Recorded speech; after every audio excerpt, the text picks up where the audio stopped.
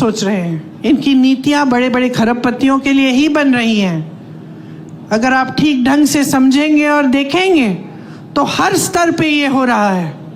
मैं रोजगार की बात कर रही थी, एक और जगह थी जहां से रोजगार बनते थे, जो छोटे छोटे इंडस्ट्री, मध्यम साइज की इंडस्ट्री है, जो कोई मैन्युफैक्चरिंग करा रहा है, किसी ने अपना बिजनेस खोला है, किसी की दुकान है, उससे भी रोजगार मिलता था।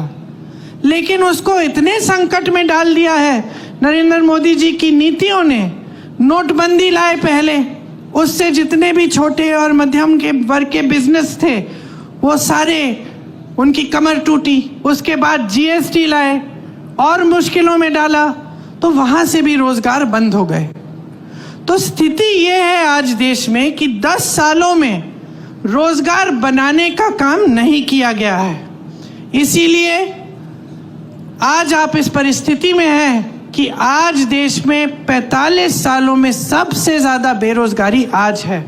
आज 70 करोड़ नौजवान हमारे देश में बेरोजगार हैं। और जहां जहां अच्छी अच्छी स्कीमें थी या अच्छे अच्छे रोजगार थे, जैसे आपने देखा है सेना में था, उसको भी इन्होंने 5 सालों के लिए करके अग्निवीर जैसी स्कीम लाके उसको भी खत्म कर दिया। अब कोई जाना नहीं चाहता है, सेना में भर्ती नहीं होना चाहता, क्योंकि कहता है कि 5 साल बाद घर आ जाऊंगा फिर बेरोजगार होऊंगा। तो ये परिस्थिति है। सारी नीतियां बड़े खरबपतियों के लिए बन रही हैं। जो 30 लाख रोजगार जो खाली हैं, जो पद खाली हैं, हम कह रहे हैं हम उन सबको भरेंगे जब हमारी सरकार आई है। ये कांग्रेस पार्टी की गारंटी है। मैं नौजवानों को यहाँ खड़े हुए देख रही हूँ। अगर और जब आप स्नातक पास होंगे तो आपके लिए एक अप्रेंटिसशिप का प्रोग्राम लाएंगे हम। अप्रेंटिसशिप मतलब आपने देखा और सुना होगा कि जो अमीर लोग हैं, इनके बच्चे जब पढ़ाई खत्म करते हैं तो स्थायी रोजगार मिलने से पहले उनको एक अप्रेंटिसशिप में डाला जाता है, जिसको इंटर्नशिप कह लीजिए, लेकिन उसमें वो कमाते हैं। तो हम आपके लिए ऐसी अप्रेंटिसशिप लाएंगे जो आज तक गरीब बच्चों के लिए उपलब्ध नहीं थी, जिसमें आप जब स्नातक पास होंगे आपको भी एक अप्रेंटिसशिप के प्रोग्राम में डाला जाएगा और आपको 1 लाख रुपए सालाना आप उससे कमा पाएंगे। आपके लिए 50,000 करोड़ रुपए का एक फंड बनेगा, जिससे अगर आप छोटे कारोबार अपने शुरू करना चाहेंगे आपको लोन मिलेगा और आप वो लोन लेके, आप वो पैसे लेके आप वो कारोबार शुरू कर सकेंगे।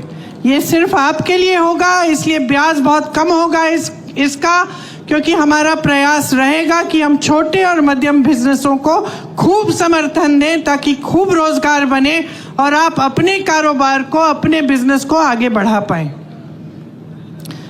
जहां तक महिलाओं की बात की, मैंने आपको ये भी बताना चाहती हूँ बहनें कि 25 लाख रुपए तक जितना भी इलाज है पूरे परिवार का, चाहे कोई भी सुविधा हो स्वास्थ्य की, वो आपको मुफ्त में मिलेगी।